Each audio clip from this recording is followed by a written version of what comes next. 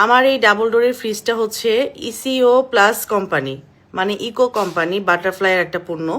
তো আমার এই ফ্রিজটার প্রাইস ছিল হচ্ছে 1,00,000 টাকা, আর এটা আমি বাসায় ডেলিভারি চার্জ দিয়ে এনেছিলাম 2500 টাকা দিয়ে, দাম পড়েছে 1,25,000। আর এই ফ্রিজটার ভিতরে হচ্ছে আপনার এই যে এই ড্রয়ারটা, এটার ভিতরে ফ্রুটস রাখে, এটার ভিতর থেকে কোনো গন্ধ ঢুকবেও না, বেরো হবে না।